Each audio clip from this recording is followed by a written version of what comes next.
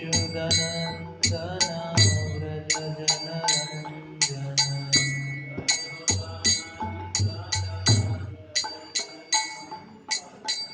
यशोदनन्दना Vraj जनरञ्जन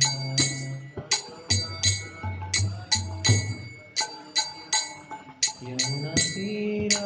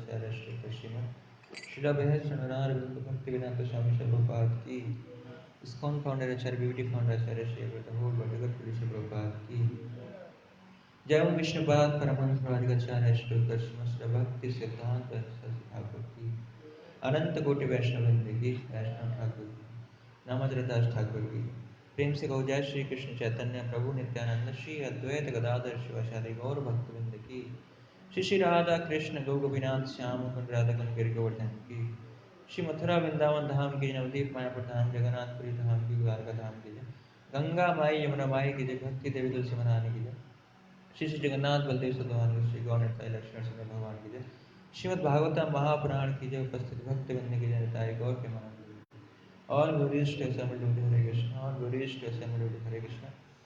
All glories to Assembled Devotee Hare Krishna. All glories to all glories to Sri Guru and Gauranga. All glories to Sri Prabhu. Om Namo Bhagavate Vasudevaya.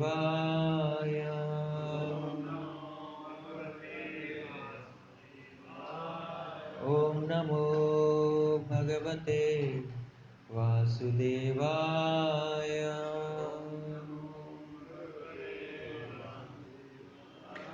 Om Namo Bhagavate Vasudevaya.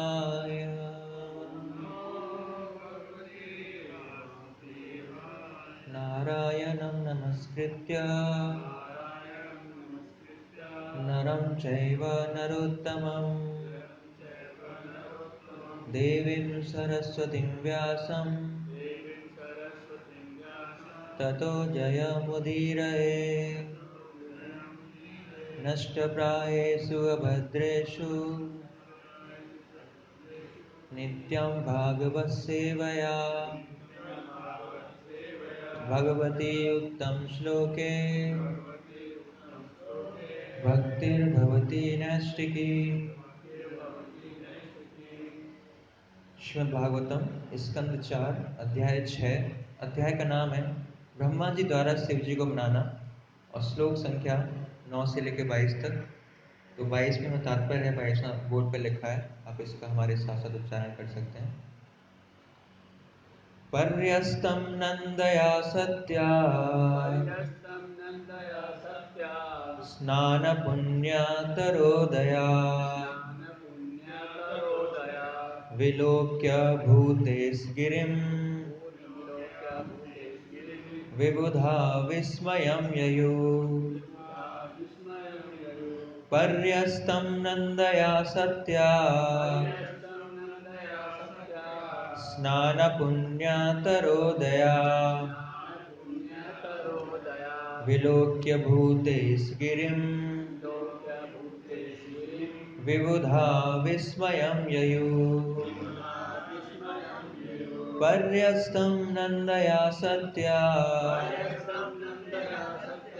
स्नान पुण्यातरोदया विलोक्य भूतेस्गिरिं विबुधा विस्मयं ययौ।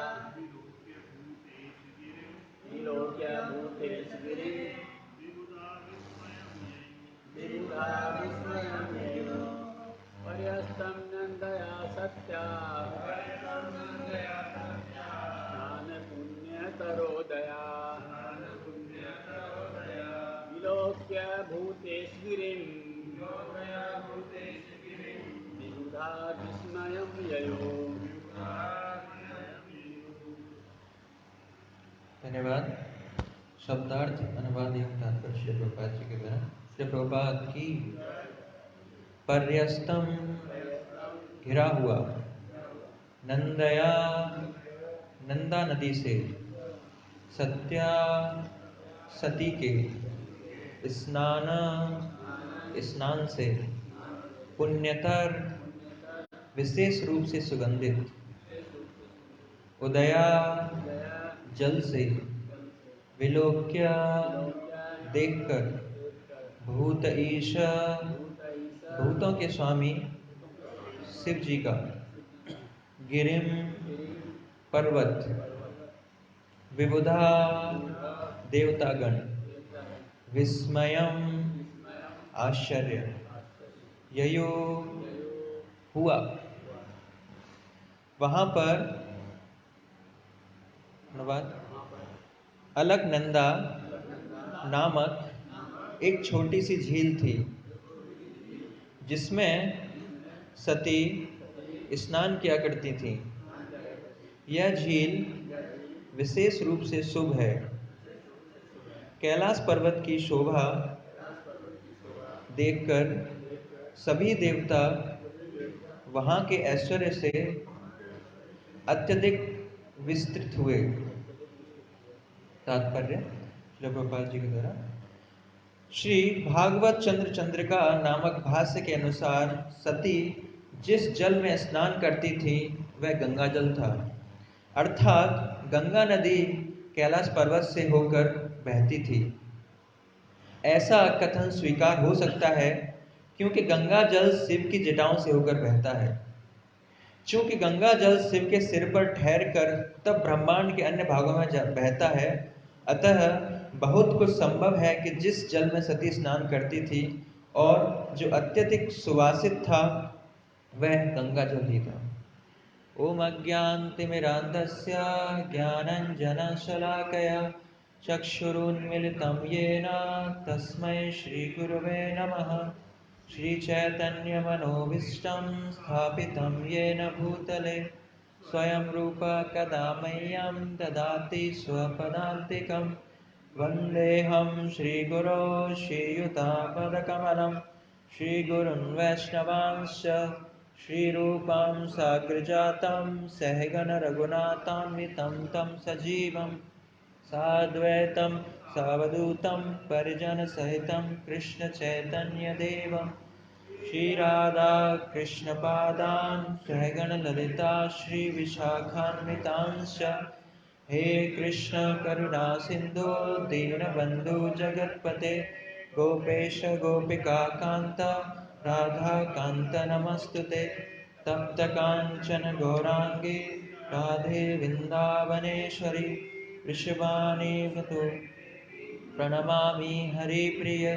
वाञ्छाकल्पतरुभ्यश्च कृपा सिन्धुभ्यैव च पतितानां पावनेभ्यो वैष्णवेभ्यो नमो नमः। जय श्री कृष्ण चैतन्य प्रभु नित्यानंद श्री अद्वैत गदाधर शिवासादि गौर भक्तवृंद। हरे कृष्णा कृष्णा कृष्णा हरे हरे, हरे राम राम राम हरे हरे। नमो विष्णुपादाय कृष्णपिष्टाय भूतले श्रीमते भक्तिवेदांत स्वामिन् इति नामिने। नमस्ते सरस्वती देवे गौरवाणी प्रचारिणे निर्विशेष शून्यवादी पाश्चात्य देशतारिणे।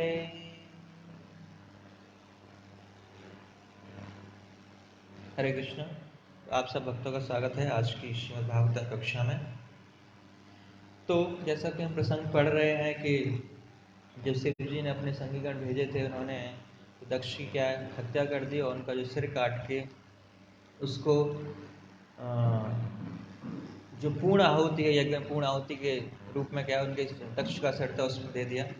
और इस तरह सभी जो देवता थे, जो ब्राह्मण थे, बहुत ही परेशान थे शिव जी के इस क्रोध को देखकर। और सभी लोग ब्रह्मा जी के पास जाते हैं और ब्रह्मा जी उनको समझाते हैं कि आपने क्या है बहुत बड़ा अपराध किया है। आपने क्या है कि यज्ञ में उनका भाग नहीं रखा, उनका भाग होना चाहिए।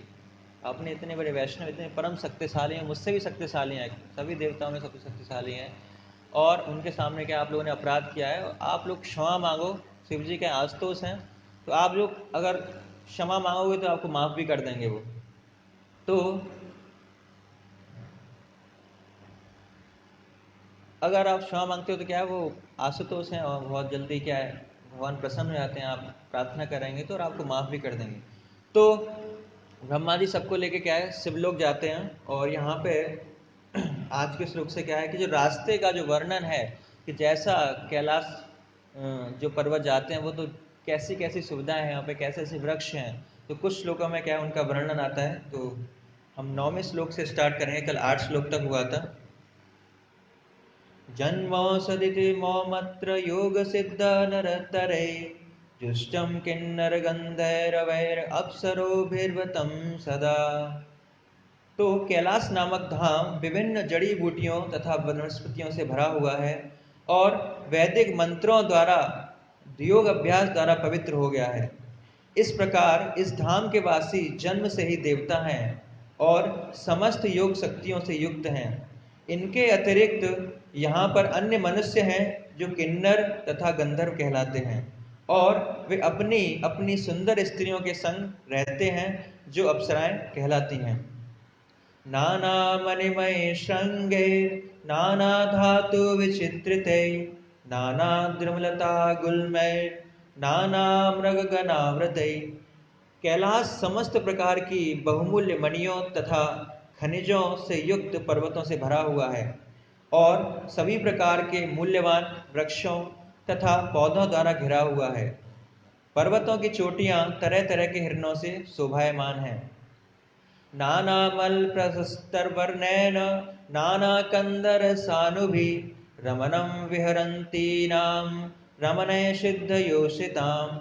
वहाँ अनेक झरने हैं और पर्वतों में अनेक गुफाएं हैं जिनमें योगियों की अत्यंत सुंदर पत्नियां रहती हैं।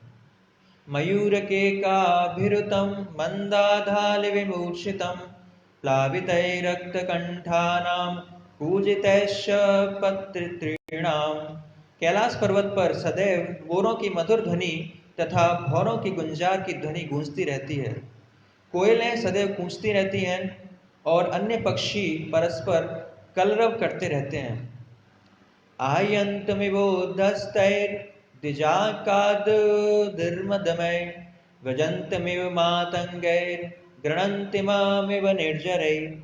वहाँ पर सीधी शाखाओं वाले ऊंचे ऊंचे वृक्ष हैं जो मधुर पक्षियों को बुलाते प्रतीत होते हैं और जब हाथियों के झुंड पर्वतों के पास से गुजरते हैं तो ऐसा प्रतीत होता है मानो कैलाश पर्वत उनके साथ साथ चल रहा है।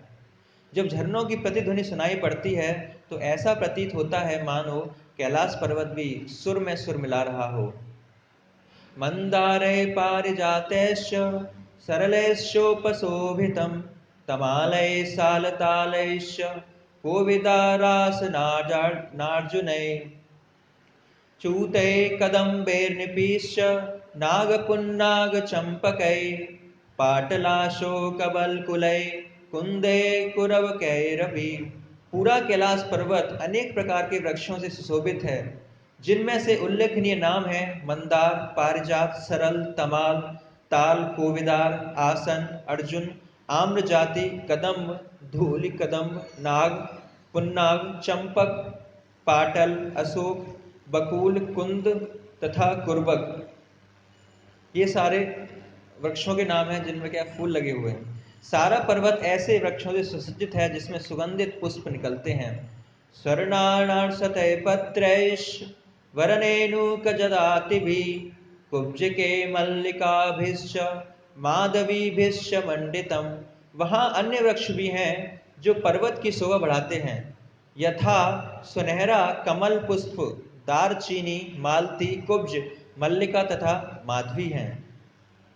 पनसोदुम्बरास्त्वत्थल लक्ष्यन्ति ग्रोधहिन्गुभिः भूर्जैरोषधिभिः पूगै राजपूगैश्च जम्बुभिः।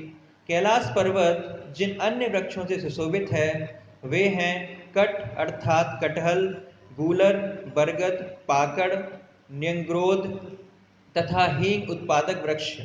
इसके अतिरिक्त सुपारी, भोजपत्र, राजपूग, जामुन तथा इसी प्रकार के अन्य वृक्ष हैं। खरजूरा म्रात कामाग्दै प्रियालमधुकेग्मुये द्रुमजातिभिरन्यैश्च राजितं वेणुकीचके। वहाँ आम, प्रियाल, मधुक, महुआ तथा इंगूर च्यूर के वृक्ष हैं। इनके अतिरिक्त पतले बांस, कीचक तथा बांसों की अन्य किस्में कैलाश पर्वत को सुशोभित करने वाली हैं। कुमुदोत्पल कलंघंगार शतपत्र वनर्दिभिः नलिनीषु कलम कूजत खगवृंदोपशोभितं मृगै शाखा मृगै क्रोडैर् मृगैर्दैन्दै शल्यकै गवै शर्भैर्याग्रै रुरुर्भिर्महिषादिभिः। वहाँ कई प्रकार के कमल पुष्प हैं, यथा कुमुद, उत्पन्न शतपत्र। वहाँ का वन अलंकृत उद्यान सा प्रतीत होता है। और छोटी छोटी झीलें विभिन्न प्रकार के पक्षियों से भरी पड़ी हैं जो अत्यंत मीठे स्वर से चहकती हैं। साथ ही कई प्रकार के अन्य पशु भी पाए जाते हैं, यथा मृग, बंदर, सुअर, सिंह, रीछ, शाही, नीलगाय, जंगली गधे, लघु मृग, भैंसें इत्यादि, जो अपने जीवन का पूरा आनंद उठाते हैं। करणांत्रैक पदास्यास्य यर्निर्जुष्टं वृक्कनाभिधि कदली खंड सरूर्ध नलिनी पुलिनरश्रियम। वहां पर तरह तरह के वृक्ष पाए जाते हैं, यथा कर्णात्र, एक पद, अश्याक्ष वृक्ष तथा कस्तूरी मृग। इन मृगों के अतिरिक्त विविध केले के वृक्ष हैं जो छोटी छोटी झीलों के तटों को सुशोभित करते हैं। पर्यस्तम नंदया सत्या स्नान पुण्य तरोदया विलोक्य भूतेश गिरिम विबुधा विस्मयम ययु। जो आज का श्लोक है, वहां पर एक अलग नंदा नामक एक छोटी सी झील है जिसमें सती स्नान किया करती हैं। यह झील विशेष रूप से शुभ है, क्योंकि कैलाश पर्वत की विशेष शोभा देखकर सभी देवता वहां के ऐश्वर्य से अत्यधिक विस्तृत थे। तो जितने भी हमने श्लोक पढ़े, इनमें जो कैलाश धाम की, जो कैलाश पर्वत की महिमा है, वहाँ की जो सुंदरता है, उसका यहाँ पे वर्णन किया गया। सुखदेव गोस्वामी उनका वर्णन कर रहे हैं कि कैसे कैसे वृक्ष हैं वहाँ पे और कैसे कैसे नदियाँ हैं, झील हैं, और जिनमें से एक विशेष झील है जिसके बारे में आज चर्चा की जा रही है। और प्रभुपाद अपने तात्पर्य में लिखते हैं कि यह क्या है, सती जिस झील में स्नान कर रही है, क्या है, ये स्वयं गंगा जल है। और हमें ऐसे ही पता पड़ता है कि जब शिव जी, क्या है, किसके माध्यम से गंगा प्रकट हुई यहाँ पे भौतिक जगत में, शिव जी के माध्यम से। तो शिव जी ने अपने जटाओं में उनका जो वेग था उसको धारण किया है। तो हम देखते हैं कि उस कंटेस्ट में भी क्या है, ये जल क्या है, ये क्या है, गंगा का ही जल है। तो आज हम थोड़ा गंगा जी के बारे में चर्चा करेंगे। पहले भी हम थोड़ा 5-10 मिनट हमने चर्चा किया था, आज कुछ हमारे पास आधा घंटा है। तो हम जानेंगे कि गंगा जी का कैसे प्राकट्य होता है इस धाम में। तो कुछ जो कथा हमने सुन ली थी उसको हम डिस्कस नहीं करेंगे, उससे अलग कुछ चर्चा करेंगे। तो जो गंगा जी का प्राकट्य है, हमारे श्रीमद् भागवतम के 5वें स्कंद के 17वें अध्याय में सुखदेव गोस्वामी बताते हैं। जब वो जम्मू द्वीप का वर्णन करते हैं, उसके अगले अध्याय में फिर बताते हैं कि गंगा जी का कैसे प्राकट्य हुआ इस जम्मू द्वीप में, भौतिक जगत में। तो बताते हैं इस अध्याय के पहले श्लोक में, कहते हैं कि जैसे ही वामन देव भगवान ने जब तीसरा पग उठाया, और तीसरा पग उठाया तो उनका जो पैर का जो अंगूठा है, जो कवरिंग है, उसमें क्या है, उसके अंगूठे का स्पर्श पाकर उसमें छेद हो गया। और जो विरजा नद, जो जल है, वो क्या है, उस भगवान के चरणों का आश्रय पाके तो वो क्या है, भगवान का चरणामृत हो गया। और फिर वो चरण जल क्या है, वो इस ब्रह्मांड में क्या है, प्रवेश करता है। और जो जल था, जो भगवान के चरण कमल से उसका स्पर्श हुआ तो उसका रंग क्या है, गुलाबी हो गया, क्योंकि जो भगवान के चरण थे वो क्या थे, केसर से युक्त थे। तो जो जल था, जो गंगा जल कैसा बन गया, गुलाबी रंग हो गया उसका। और इस श्लोक में फिर जो गंगा की महिमा ही बताते हैं कि गंगा के दिव्य जल के स्पर्श से क्षण भर में प्राणियों के मानसिक विकार शुद्ध हो जाते हैं। जितने भी हमारे मन में विकार आते हैं एक्चुअली, तो एक बार हम स्पर्श भी करते हैं गंगा जल तो क्या है, उससे सारे विकार दूर हो जाते हैं। क्यों? क्योंकि ये जल क्या है, हमेशा शुद्ध रहता है। हमने भी देखा है एक्चुअली, हम जब सामान्य जल उपयोग में लाते हैं तो क्या है, उसमें बदबू आने लगते हैं, कुछ दिनों बाद सड़ जाता है व्यक्ति। लेकिन जो गंगा जल है उसको हम हरिद्वार या कहीं गंगा नदी से सेव करते हैं भगवान की सेवा के लिए, तो कई महीनों तक, कई सालों तक भी रखा रहे उसमें, लेकिन उस जल का क्या है, कोई भी उसमें खराबी नहीं होती, हमेशा शुद्ध रहता है। क्यों? क्योंकि वो भगवान के चरण कमलों से आए, इस वजह से वो क्या, हमेशा शुद्ध रहता है। चूंकि इस ब्रह्मांड में प्रविष्ट होने के पूर्व गंगा प्रत्यक्ष रूप से विष्णु के चरण कमल का स्पर्श करती है, इसीलिए यह विष्णु पदीय कहलाती है, कि विष्णु के पदों से इसका प्राकट्य हुआ है, इसलिए इसको क्या नाम है, इसको विष्णुपदी भी कहते हैं। और उसके बाद सबसे पहले जब इस भौतिक जगत में आती है तो 1000 युगों के बाद वो प्रवेश करती है कहाँ पे, ध्रुवलोक में। तो सबसे ऊपर का लोक क्या है, ध्रुवलोक है इस संसार में। क्योंकि जो ध्रुव महाराज की इच्छा क्या थी कि मुझे ऐसा लोक चाहिए जो मेरे परदादा हैं उनसे भी श्रेष्ठ मुझे लोक चाहिए। तो भगवान ने क्या बोला, ऐसा तो कोई है नहीं, ऐसा क्या, मेरा ही जो युग है, मेरा ही जो लोक है वही क्या है, वही सर्वश्रेष्ठ है। और इस श्लोक में कहते हैं कि जो इस ब्रह्मांड का सर्वोपरि लोक है, इसीलिए सभी संत तथा विद्वान इस ध्रुव लोक को क्या है, विष्णु पद भी कहते हैं। तो विष्णु जो गंगा माता है उनका नाम है विष्णुपदीय, और जो इनका नाम क्या है, विष्णुपद है। तो सबसे पहले जल क्या है, ध्रुव लोक में आया। तो जब ध्रुव महाराज ने तपस्या की क्या कि मुझे क्या है, सबसे ऊंचा लोक चाहिए, तो उनको भगवान ने क्या है कि ऐसा तो क्या है, एक ही लोक है। तो ध्रुव लोक की क्या खासियत है कि वो इस भौतिक संसार का भाग नहीं है। तो जो भगवान शिव दक्षाई विष्णु जिस लोक में रहते हैं, तो उन्होंने अपना लोक क्या है, ध्रुव महाराज को दे दिया। जब सृष्टि का विनाश होता है तो उस लोक का क्या है, विनाश नहीं होता, वो हमेशा अपनी जगह में वैसे ही रहता है। और इसके फिर दूसरे श्लोक में सुखदेव गोस्वामी कहते हैं कि इसके बाद जो गंगा जी हैं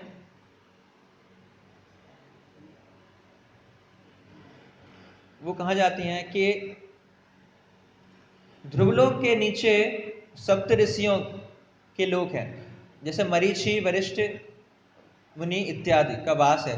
गंगा जल के प्रभाव से परिचित होने के कारण ये अपने जटाओं पर इस जल को धारण करते हैं। अंततः वह इस निष्कर्ष पर पहुंचे कि यही परम धन समस्त तपस्याओं की सिद्धि तथा दिव्य जीवन को बिताने का सर्वश्रेष्ठ साधन है। श्री भगवान की निरंतर भक्ति प्राप्त होने के कारण उन्हें धर्म अर्थ काम मोक्ष में साधनों का परित्याग कर दिया है। तो इस तरह हम देखते हैं कि ध्रुवलोक के बाद जो गंगा का जल है, उसके बाद आता है जो 7 ऋषियों के जो लोक हैं उनमें जाता है। तो सबसे पहले वो जल ध्रुवलोक में जाता है जहाँ भगवान के परम भक्त हैं। उसके बाद जो सप्त ऋषिज हैं वो भी क्या भगवान के भक्ति योग का पालन करते हैं। इसके तात्पर्य में प्रभुपाद लिखते हैं कि 2 तरह के लोग होते हैं, 2 तरह के जो भगवान के उपासक होते हैं, एक निर्विशेषवादी होते हैं और एक विशेषवादी जो भगवान के साकार रूप की पूजा करते हैं भक्ति से, और एक जो भगवान की निराकार फॉर्म की पूजा करते हैं। तो जो सप्त ऋषि हैं ये प्रभुपाद बता रहे हैं इस तात्पर्य में कि ये क्या है, ये साकारवादी, ये भक्ति का पालन कर रहे हैं। इसी वजह से वो जो भगवान के चरण कमलों से जो गंगा का जल आया उसको क्या इतना अप्रिशिएट कर रहे हैं और उस जल को क्या अपने शीश पे धारण कर रहे हैं। और इस प्रपात तात्पर्य में लिखते हैं कि जो गंगा का जल क्या है, ये बहुत ही पवित्र है। तो हमें भी क्या है, ये चरणामृत है। चरणामृत मतलब अमृत होता है कि हमें मृत्यु से रोकता है। जैसे हम चरणामृत का पान करते हैं तो क्या है कि सारी जितनी बीमारियां क्या है उससे क्या हमें दूर जाता है। ऐसे ही चरणामृत, ये भी चरणामृत है गंगा जल जो है। इसीलिए इसको भी हम क्या है सर पे धारण करेंगे, इसका सेवन करेंगे तो क्या है हमें भी इसका क्या है लाभ होगा। इसी तात्पर्य में प्रपात अपने जो सप्त ऋषिज हैं उनके माध्यम से हमको ये शिक्षा दे रहे हैं कि हमें भी गंगा जल को जो चरणामृत के रूप में इस जगत में आ रहा है उसको हमें शीश पे हमें धारण करना चाहिए। और तीसरे श्लोक में फिर गंगा जी ध्रुवलोक के पड़ोसी 7 लोगों का पावन करने के पश्चात गंगा का जल करोड़ों देवी देवताओं के विमानों द्वारा अंतरिक्ष में ले जाया जाता है। तब यह चंद्रलोक को अप्लावित करता हुआ अंततः जो मेरु पर्वत पर स्थित ब्रह्मा के आवास तक पहुंचता है। तो इसके बाद जो ध्रुवलोक से जल जाता हुआ सप्तऋषि के लोकों में जाता है। उसके बाद जितने भी देवी देवता हैं उनके पास जो विमान हैं उन विमानों में क्या है इस जल को भरा जाता है और फिर इन विमानों के माध्यम से क्या है उस जल को अंतरिक्ष होते हुए फिर चंद्रलोक से होते हुए फिर लास्ट में उसको मेरु पर्वत जो है, सुमेरु पर्वत जो माउंट मेरु जिसको हम बोलते हैं, जो सोने का बना हुआ है, तो उस पर्वत तक इसको पहुंचाया जाता है। और इसके बाद मेरु पर्वत की चोटी पर गंगा नदी 4 धाराओं में विभक्त हो जाती है और प्रत्येक धारा अलग अलग दिशाओं की ओर पूर्व पश्चिम उत्तर तथा दक्षिण वेग से प्रवाहित होती है। ये धाराएं सीता, अलकनंदा, चक्षु तथा भद्रा नाम से विख्यात है और ये सब सागर की ओर बहती हैं। तो हम देख रहे हैं ये जो हमने कुछ फिगर बनाया भक्तों की मदद से भक्तों ने बनाया, तो इसमें है कि माउंट मेरू पर जिस इसकी धारा पड़ती है तो ये 4 पार्ट में डिवाइड हो जाता है, पूर्व पश्चिम उत्तर दक्षिण। और इनके नाम क्या हैं कि सीता, अलकनंदा, चक्षु तथा भद्रा नाम से विख्यात है। तो ये क्या है, ये जो आपके सामने ये जम्मू द्वीप है ना। तो जम्मू द्वीप क्या है, 9 वर्षों में डिवाइड है। तो द्वीप क्या होता है, थोड़ा सा 2 मिनट इसके बारे में बताएंगे। द्वीप मतलब कि जो किसी पानी की बॉडी से क्या है इसको डिवाइड करते हैं, उसको हम द्वीप कहते हैं। जो पानी दोनों पानी से घिरा हुआ है, मतलब पानी से डिवाइड हो रहा है, उसको क्या हम द्वीप कहते हैं। और द्वीप के अंदर क्या है, वर्ष हैं, वर्ष या खंड है। वर्ष खंड मतलब कि जो पर्वत के द्वारा जो खंड किए जाते हैं, इसको डिवाइड होता है, उसको हम कहते हैं वर्ष कहते हैं। तो इस जम्मू द्वीप के अंदर क्या है, 9 वर्ष हैं। और इन वर्षों का इसमें आगे जाके वर्णन में आता है इसी अध्याय में। तो इसमें से एक है नीचे वाला, क्या है, भारतवर्ष है। तो हम सारा चर्चा नहीं कर रहे, जैसे चारों तरफ क्या है वो डिवाइड होता है, जो जल है। एक तरफ सीता नाम से है, एक तरफ अलकनंदा, जो नीचे वाला है भारतवर्ष की तरफ जो आता है उसका नाम अलकनंदा है। और अलकनंदा जो उसके बाद जो पर्वत है वो क्या है, हेमकूट, हिमवत, देन हिमालय।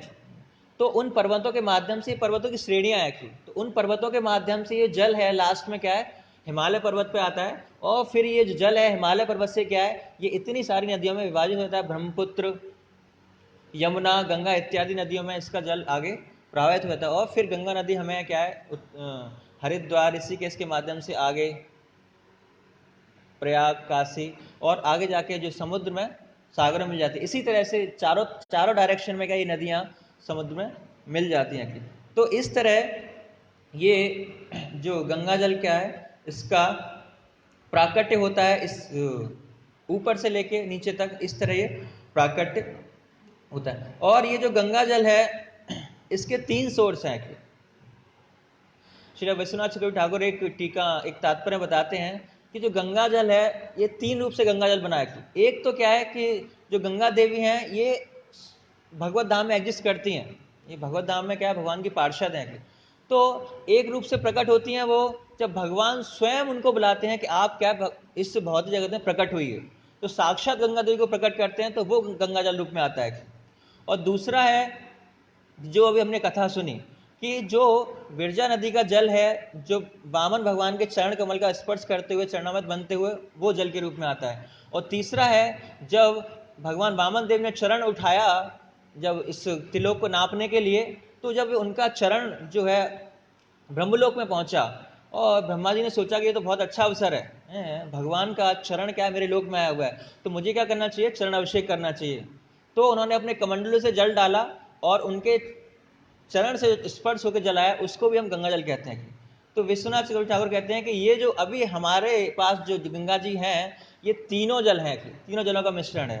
कौन कौन से, एक विरजा नदी का जो जल है, एक जो ब्रह्मा जी ने अभिषेक किया वो जल है, और तीसरा जो भगवान ने खुद स्वयं प्रकट कराया गंगा देवी को, उसका जल है।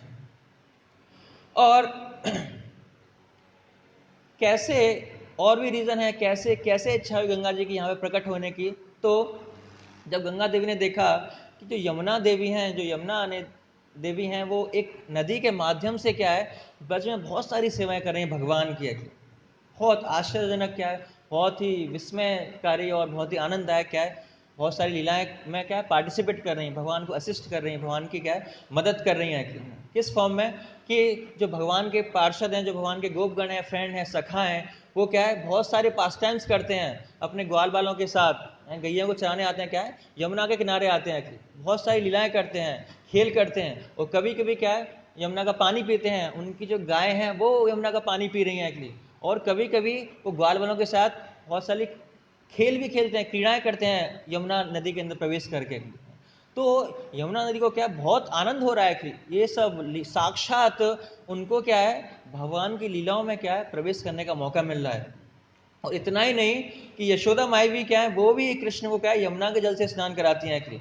नंद महाराज भी क्या है यमुना में स्नान करते हैं एक्चुअली। और कृष्ण भगवान भी कहाँ, बंसी वट पर कहाँ बांसुरी बजाते हैं, यमुना नदी के किनारे बांसुरी बजाते हैं। और जो गोपियां भी हैं, गोपियों के साथ रासलीला भी भगवान क्या करते हैं, यमुना नदी के किनारे करते हैं। और कभी कभी यमुना नदी के अंदर जाके क्या है भगवान जो गोपियां हैं, जो उनके अतरंग सखियां हैं, उनके साथ क्या है लीलाएं करते हैं। और उसी जल से क्या है एक दूसरे पर छिड़क के क्या है उसका आनंद लेते हैं। तो यमुना जी जो है क्या है बहुत सारे तरीके से क्या है सेवा कर रही हैं, भगवान की सेवा कर रही हैं, और जो भगवान के भक्तगण हैं, भगवान के पार्षद हैं, भगवान के पेरेंट्स हैं, भगवान जो यमुना नदी क्या है सबकी सेवा कर रही हैं, पूरे धाम की सेवा कर रही हैं। तो यमुना नदी को क्या है बहुत सारा अवसर मिल रहा है। तो गंगा जी की थोड़ा सा ईर्ष्या नहीं हो रही थी, गंगा जी को लग रहा था कि उन्हें ऐसा अवसर मिल रहा है मुझे नहीं मिला, थोड़ा सा जेलस फील हो रहा था उनको, ईर्ष्या अलग होता है। तो उन्होंने सोचा कि मैं कितनी दुर्भाग्यशाली हूँ कि यमुना नदी को जो अवसर मिल रहा है मुझे वो अवसर नहीं मिल रहा है। तो वो क्या करती हैं, तो वो भी भगवान की क्या है तपस्या करना स्टार्ट करती हैं, भगवान की तपस्या करती हैं कि मुझे भी ऐसा अवसर मिले। तो भगवान प्रकट होते हैं और भगवान कहते हैं कि आपको भी क्या है ये मौका, मेरी सेवा करना है, मौका मिलेगा। कब? जब मैं कलयुग में गौरांग महाप्रभु के प्रकट में मायापुर में प्रकट होऊंगा, तो आपको भी जो सेम मौका यमुना नदी को मिल रहा है, आपको भी ये सारी लीलाएं पार्टिसिपेट करने का या एक उसका भागीदार बनने का मौका मिलेगा। और हम देखते हैं जो चैतन्य महाप्रभु राधा कृष्ण का युगल अवतार के रूप में प्रकट होते हैं, राधा भाव द्वितीय स्वलितम नौमी कृष्ण स्वरूपम, कि कृष्ण स्वयं कृष्ण क्या है राधा कृष्ण का भाव लेके क्या है चैतन्य महाप्रभु के रूप में प्रकट होते हैं। और उस नवद्वीप में क्या है जो ब्रज लीलाओं में यमुना नदी पार्टिसिपेट कर रही थी, ऐसे ही पार्टिसिपेशन, ऐसे ही भागीदारी क्या है गंगा नदी का भी होता है। वो भी हेल्प करती हैं गौरांग महाप्रभु की लीलाओं में। कैसे करती हैं कि जब महाप्रभु ने डिसाइड किया कि मुझे नवद्वीप में प्रकट होना है, तो वो कौन सा दिन था? चंद्र ग्रहण था कि उस दिन चंद्र ग्रहण पड़ रहा था कि, तो चंद्र ग्रहण वाला दिन क्या होता है बहुत ही शुभ माना जाता है। और उस दिन सारे लोग जितने भी वहां वासी थे सारे लोग क्या है गंगा स्नान कर रहे थे। तो जैसे ही भगवान प्रकट हुए एक्चुअली उसी में क्या है जो भगवान के भक्त हैं उनको क्या है स्नान करने का मौका मिला गंगा में, और गंगा जी को मौका मिल रहा है कि उनकी सेवा करने का, है ना, उनको अपने जल से क्या है स्नान कराने का है।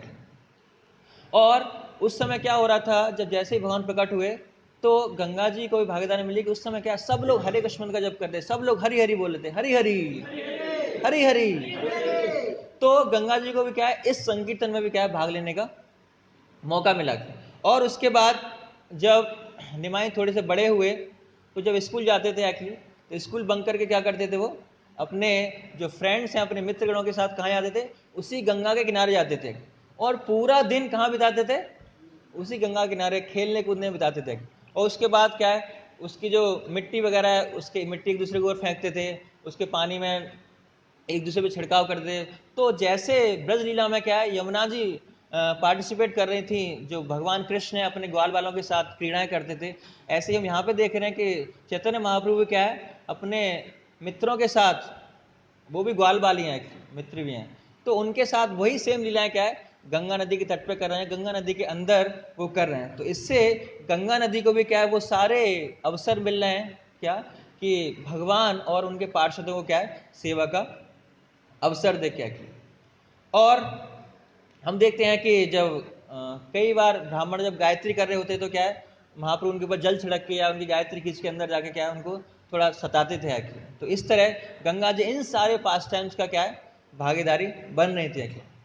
और जब निमाई थोड़े से और बड़े हुए तो उनका इतना भक्ति भाव था गंगा माता के प्रति कि वो 3 बार दिन में जाके क्या है गंगा माता को प्रणाम करते थे और उनकी पूजा करते थे, उनको क्या है उनका आदर करते थे, सम्मान। तो चैतन्य महाप्रभु स्वयं अपने आचरण से सिखा रहे हैं कि कैसे भक्ति को प्राप्त किया जा सकता है, कैसे गंगा माता की वर्शिप करके गंगा माता से प्रार्थना करके क्या है कैसे हम भी कृष्ण प्रेम को प्राप्त कर सकते हैं। और उसके बाद हम देखते हैं कि जब चैतन्य महाप्रभु थोड़े से बड़े हुए और वो ऐसे खेल रहे थे तो एक केशव कश्मीरी नाम का एक व्यक्ति आया और उनको बोला कि मैं क्या है मैं प्रकांड पंडित हूँ, मुझसे बड़ा इस दुनिया में क्या है कोई व्यक्ति नहीं है, आओ मेरे साथ क्या शास्त्रार्थ करो। तो चैतन्य महाप्रभु क्या उनको ग्लोरीफाई करते हैं, कह रहे कि आप तो क्या जितने भी पंडित हैं जितने भी ज्ञानी हैं आप क्या उसमें सर्वश्रेष्ठ हो। और जो देवी सरस्वती हैं क्या है वो स्वयं आपकी जीवा पे क्या प्रकट होती हैं जब आप श्लोका का उच्चारण करते हो, जब आप कुछ भी चीज शास्त्रार्थ करते हो, तो आप तो परम विद्वान हो एक्चुअली। तो कृपया करके आप क्या कीजिए गंगा माता के बारे में 100 श्लोकों का उच्चारण कीजिए, शतक बोलिए। तो यहाँ पे हम देखते हैं कि चैतन्य महाप्रभु कितना गंगा माता के कितना उनके अंदर भक्ति भाव था एक्चुअली। वो तो किसी के बारे में गुणगान करवा सकते थे एक्चुअली, और भक्तों का भी गुणगान करवा सकते थे, या किसी के बारे में 100 श्लोक बुलवा सकते थे, लेकिन उन्होंने किसको चुना? गंगा माता को चुना कि आप क्या कीजिए, गंगा माता के बारे में आप 100 श्लोकों का वर्णन कीजिए।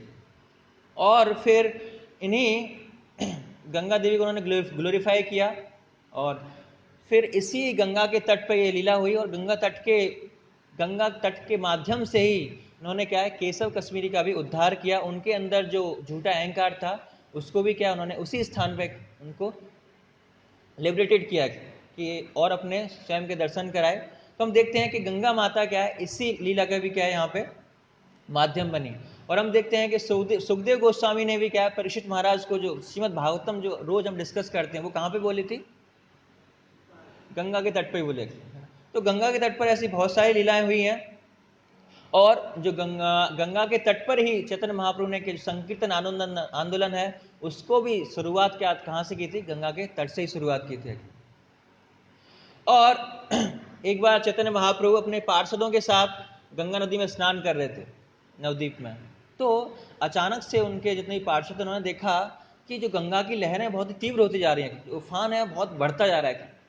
तो पार्षद बहुत आश्चर्यचकित हो गए कि अभी तो ऐसा कुछ नहीं है, ना तूफान है, ना कोई आंधी आ रही है, कुछ ऐसा लक्षण नहीं दिखाई दे रहा कि जिसकी वजह से जो गंगा की लहरें हैं वो क्या है, बहुत उफान आ रहा है, बहुत तेज आ रहा है।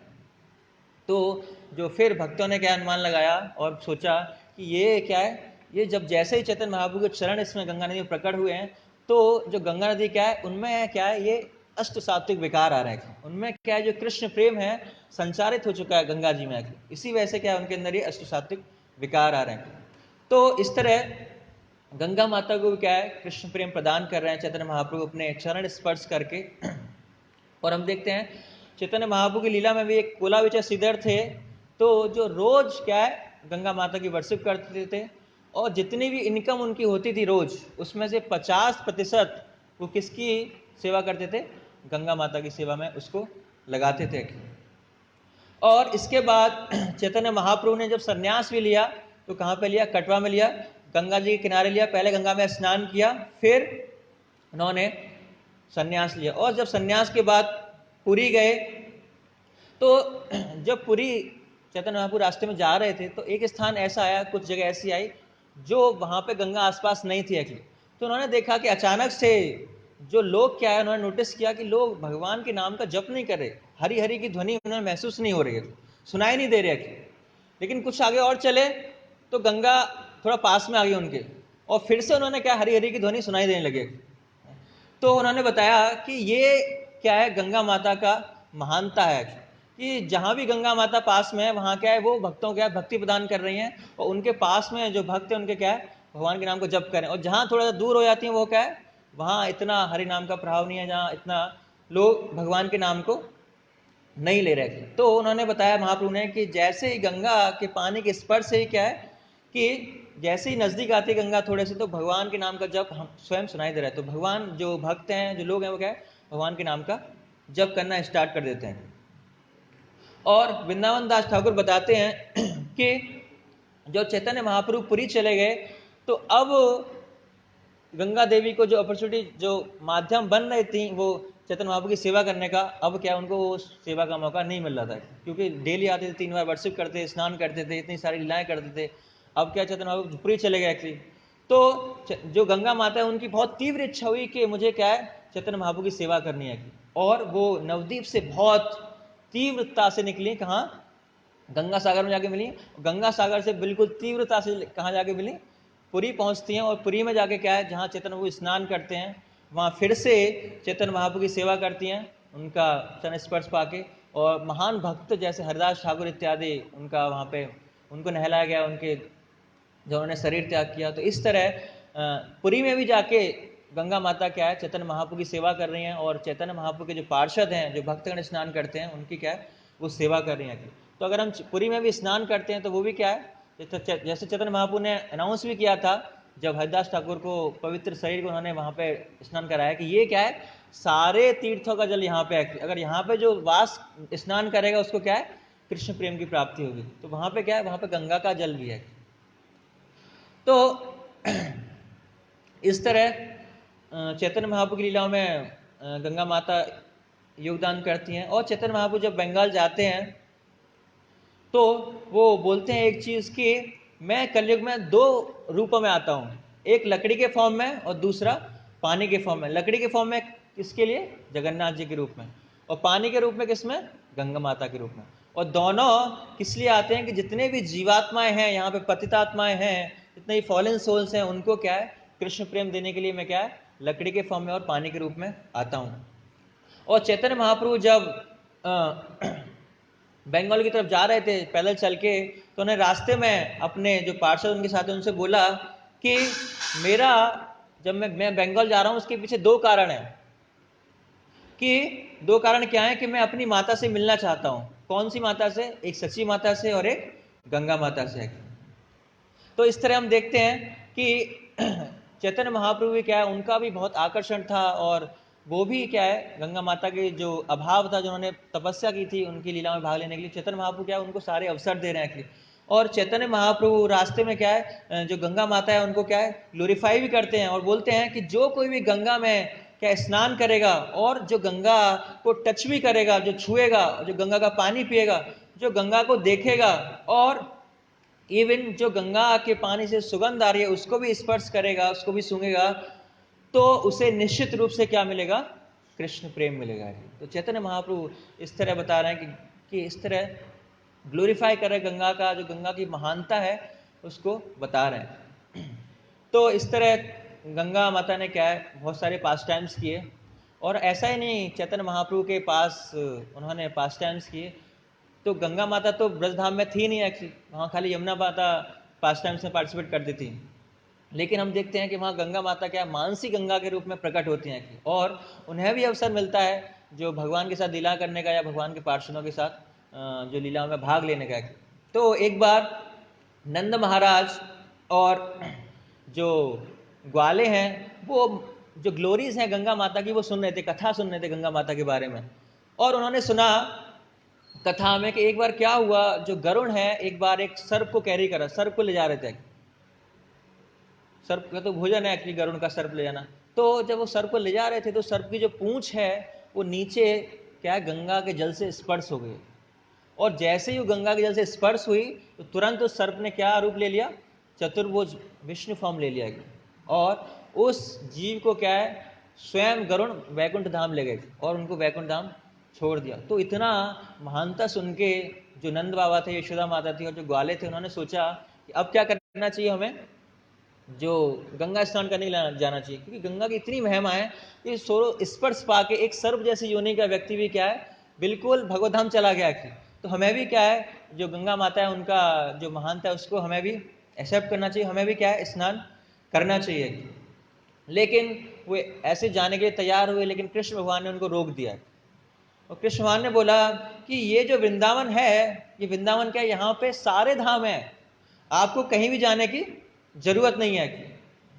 और फिर कृष्ण ने मन से क्या है इच्छा की और वहां पे गंगा जी को प्रकट किया, जिसको हम मानसी गंगा के नाम से जानते हैं। गोवर्धन की तलहटी में जब हम गोवर्धन की परिक्रमा स्टार्ट करते हैं तो मानसी गंगा में स्नान करके, ऐसी है कि मानसी गंगा में स्नान करके पहले तब वहां पे क्या हम जो परिक्रमा उसको स्टार्ट करते हैं। तो फिर नंद महाराज इत्यादि ने वहां पे ब्रजवासी ने अपने प्रणाम किया, उनकी पूजा अर्चना की और वहां पे गंगा माता का स्नान किया।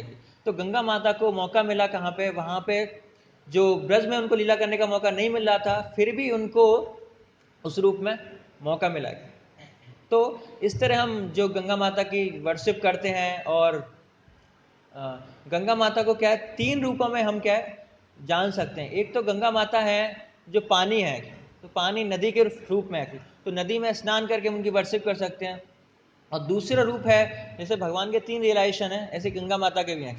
तो गंगा माता दूसरा फॉर्म है कि जो जहाँ पे गंगा है वो एक धाम है, तो एक क्या है, एक धाम के माध्यम से क्या है हम उसकी वर्शिप कर सकते हैं। और पहला हमने बताया कि गंगा जल है, एक नदी के फॉर्म है, तो उसका हम वर्शिप कर सकते हैं। और तीसरा है कि गंगा का एक स्वरूप है। जैसे हम देखते हैं कि गंगा माता का विवाह किससे हुआ था? शांतनु महाराज से, जिन्होंने एक पुत्र उत्पन्न किए, इनका नाम था भीष्म पितामह, गंगा पुत्र के। तो उनका एक फॉर्म भी है, तो हम उनकी भी वर्शिप कर सकते हैं। तो ये 3 तरह से क्या है हम गंगा जी की वर्शिप कर सकते हैं। और जो वृंदावन दास ठाकुर हैं वो बताते हैं कि कलयुग में कृष्ण 4 चीजों में प्रकट होते हैं।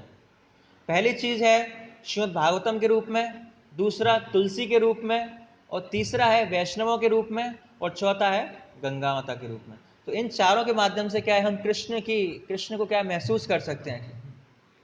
और गंगा देवी के जो प्राकट्य के विषय में जो तिथि है गंगा दशहरा है, बट ऐसी बहुत सारी मान्यताएं हैं कि तो ऐसे हम बहुत सारे हमारे आचार्य हैं उनके जो प्राकट्य या आविर्भाव या तिरुभाव होते हैं तो उनकी तिथि इधर उधर हो जाती है कि कुछ लोगों का मत ऐसा होता है, कुछ लोगों का मत ऐसा होता है। तो शिला प्रभुपाद बहुत अच्छी बात कहते हैं, वो मेंशन करते हैं कि we shouldn't give more importance to the when and और वेयर ऑफ द अपीयरेंस, कि जो प्राकट्य है वो कब हुआ और कहाँ हुआ है उससे हमें ज़्यादा लेना देना नहीं है, लेकिन हमें किससे लेना देना है, वो प्राकट्य किस कारण से हुआ है, हमें उससे मतलब है।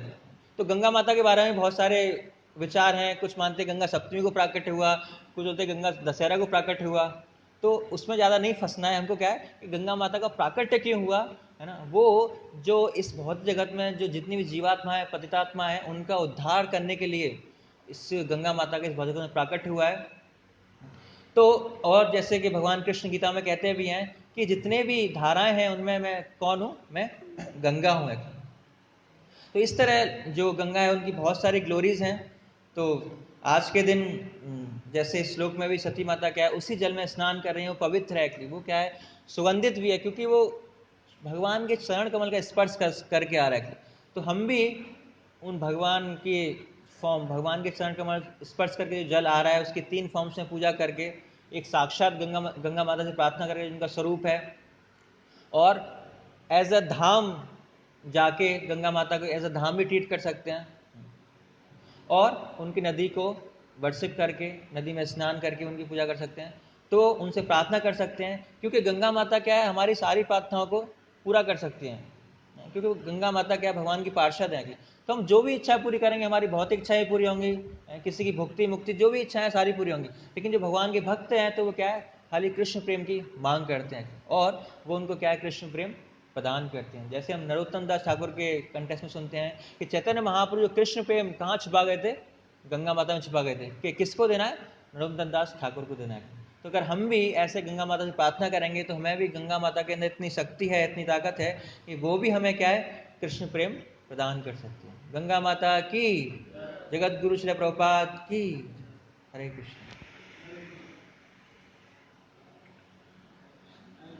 यस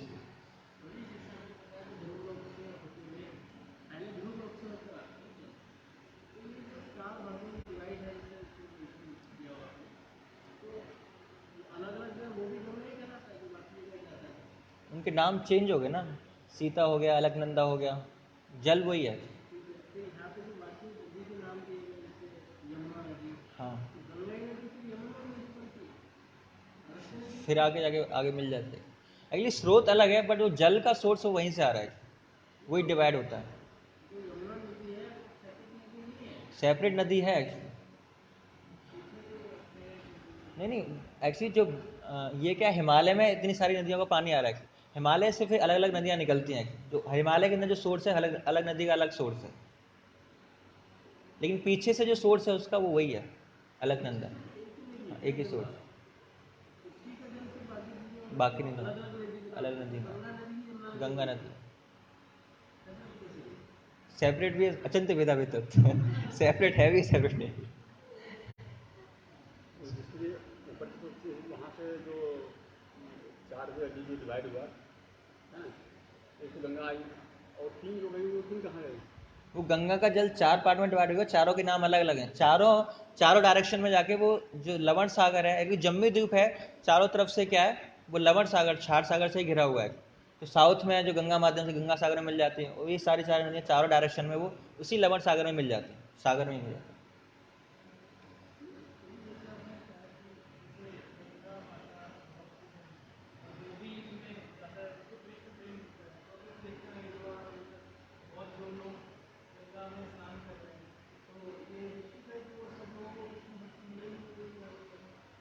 ये यथामाम प्रपद्यन्ते, कि जैसे हमारी इच्छाएं एक्चुअली जैसा हमारा फेथ है, जितनी श्रद्धा है, उसके हिसाब से हमें उसका परिणाम मिलेगा। अगर हमारा फेथ है कि पूर्ण, जैसे हम चरणामृत लेते हैं, चरणामृत में आपको हमारी बीमारी तो नहीं जा रही है, हमारा उसमें श्रद्धा नहीं है, हम वो भी ले रहे हैं और साथ साथ दवाई भी ले रहे हैं, पता नहीं ये काम नहीं कि दवाई तो कम करेगी कम से कम।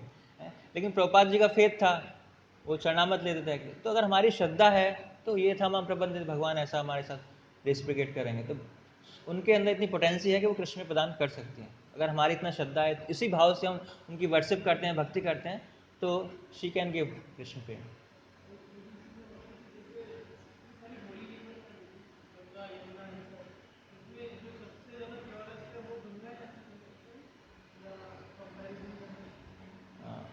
सभी की कुछ कुछ महिमा है, और सभी नदियाँ, एक्चुअली सभी नदियाँ जितनी भी हैं, सबका ये भगवान के धाम में एक स्वरूप है।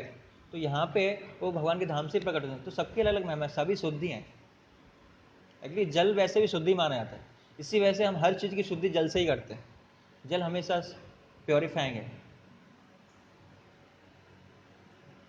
ठीक है, आप सब लोगों का बहुत बहुत धन्यवाद।